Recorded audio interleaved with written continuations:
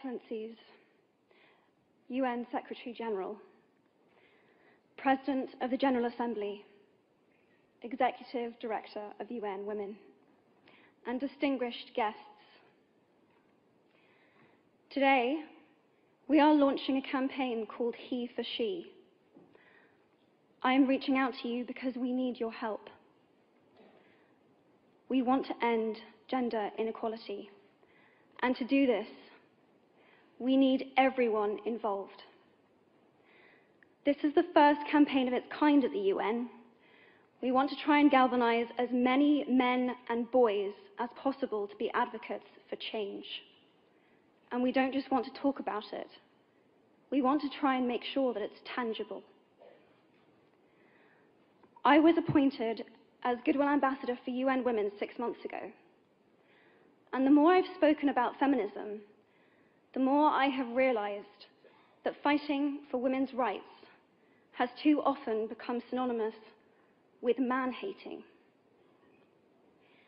If there is one thing I know for certain, it is that this has to stop. For the record, feminism, by definition, is the belief that men and women should have equal rights and opportunities. It is the theory of the political, economic, and social equality of the sexes. I started questioning gender-based assumptions a long time ago. When I was 8, I was confused being called bossy because I wanted to direct the plays that we would put on for our parents, but the boys were not. When at 14, I started to be sexualized by certain elements of the media. When at 15, my girlfriends started dropping out of their beloved sports teams because they didn't want to appear muscly. When at 18, my male friends were unable to express their feelings. I decided that I was a feminist, and this seemed uncomplicated to me. But my recent research has shown me that feminism has become an unpopular word. Women are choosing not to identify as feminist. Apparently, I am among the ranks of women whose expressions are seen as too strong, too aggressive, isolating, and anti-men, unattractive even. Why has the word become such an uncomfortable one? I am from Britain, and I think it is right that I am paid the same as my male counterparts. I think it is right that I should be able to make decisions about my own body. I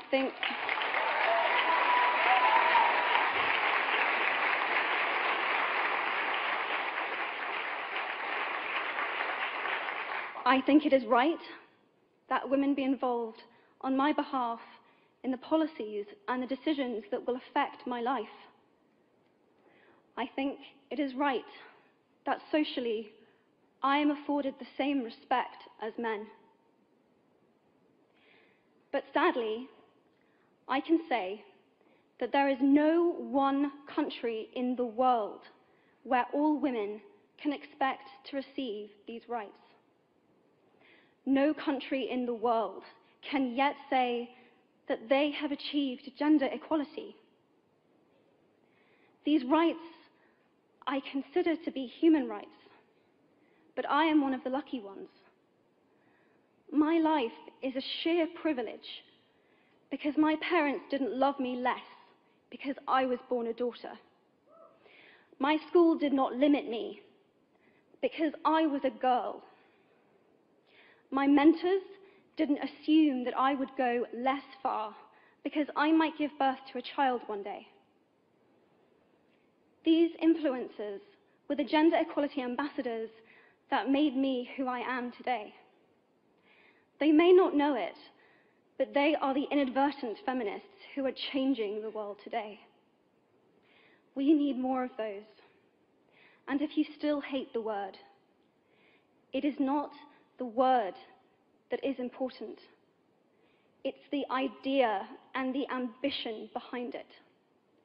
Because not all women have received the same rights that I have.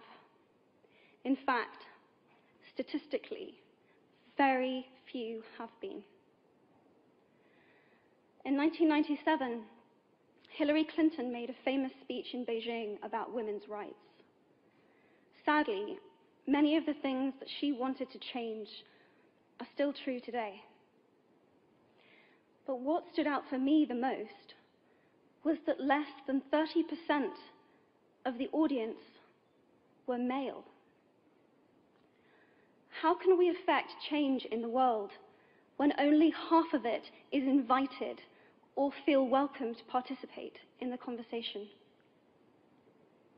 Men,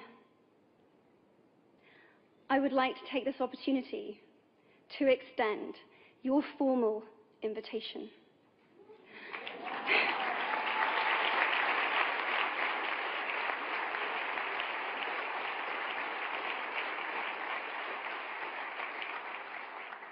Gender equality is your issue too. Because to date, I've seen my father's role as a parent being valued less by society, despite my needing his presence as a child as much as my mother's. I've seen young men suffering from mental illness, unable to ask for help, for fear it would make them less of a man or less of a man. In fact, in the UK, suicide is the biggest killer of men between 20 to 49, eclipsing road accidents, cancer, and coronary heart disease. I've seen men made fragile and insecure by a distorted sense of what constitutes male success. Men don't have the benefits of equality either. We don't often talk about men being imprisoned by gender stereotypes, but I can see that they are, and that when they are free, things will change for women as a natural consequence.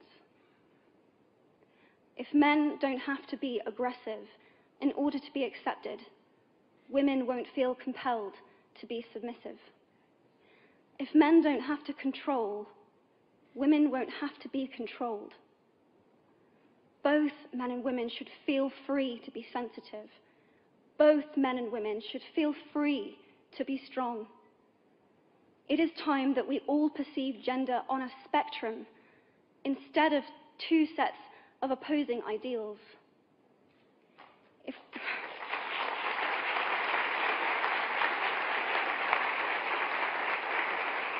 If we stop defining each other by what we are not and start defining ourselves by who we are, we can all be freer.